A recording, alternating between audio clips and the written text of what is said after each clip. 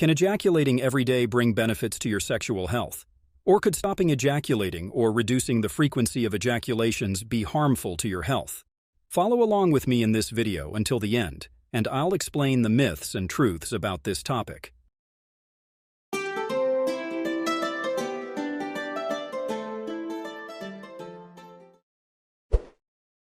For those who don't know us, we are the Dr. Men's Health Urology channel, where we provide tips and care for better male health. And now let's move on to the video. Studies and scientific research on the number and frequency of ejaculations, linked or not to conditions such as prostate cancer, have been conducted for some time.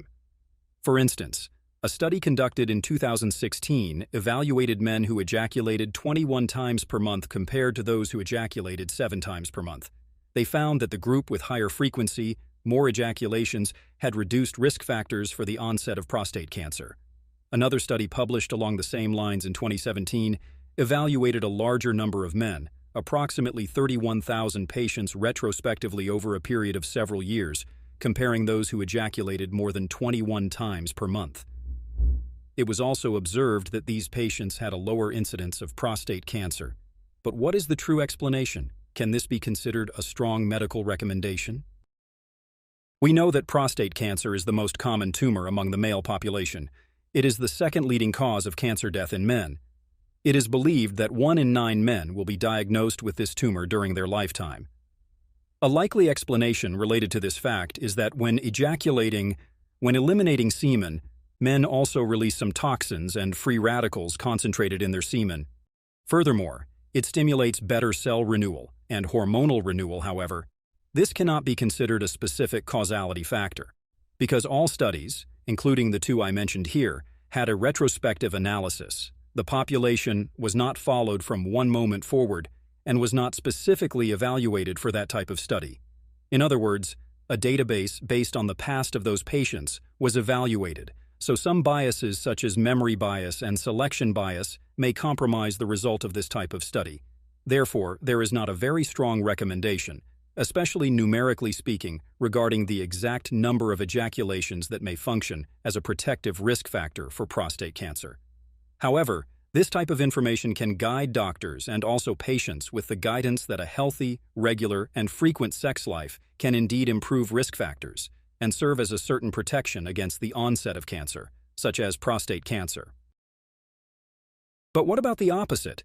Stopping ejaculating or ejaculating only rarely, can a hypoactive sexual life be harmful to your health? This is also a very common doubt for many patients. As we know, there is a continuous production of semen made by the prostate, seminal vesicles, bulbourethral glands, and also by the testicles. This production of semen occurs regardless of whether the patient has more or fewer sexual relations. Some patients wonder what happens to this content if they don't ejaculate. Well, if a man does not ejaculate, the body itself takes care of eliminating this volume of semen, either through urine, through spontaneously expelled efforts, such as during defecation, or through the reabsorption, destruction and recycling of this seminal fluid. A very common question also arises in cases where the patient has a period of arousal but cannot ejaculate, a situation often referred to as blue balls. This is characterized by pain or discomfort in the scrotal region, which may be linked to a period of heightened arousal during which the patient cannot release semen. While these situations are not harmful, they can indeed be uncomfortable and cause pain. However, not ejaculating or ejaculating later, or even abstaining from sex for days, months, or weeks cannot be considered a risk factor for diseases like prostate cancer. This is a myth. Prostate cancer is not associated with the frequency of a patient's sexual activity. However, some observations can be taken into account, such as the issue of penile disuse and atrophy, and the emergence, for example, of collagen alterations when the patient does not have frequent penile oxygenation. For instance, when they lose their spontaneous erections or do not have a very active sexual life, they may develop ejaculation disorders like premature or delayed ejaculation, or even erectile dysfunction, due to lack of use or sexual stimulation. So, what I would like to emphasize is that it is indeed very important to maintain quality in your sexual life, and this can be stimulated and aided with medical assistance. Therefore, Talk to your urologist if you have this problem, because it can certainly improve your quality of life significantly. If you found the content of this video important, if you think it will help someone you know, then share this information. Don't forget to subscribe, leave a like on the video, and activate the channel notifications to stay updated on our weekly content. A hug, and see you later.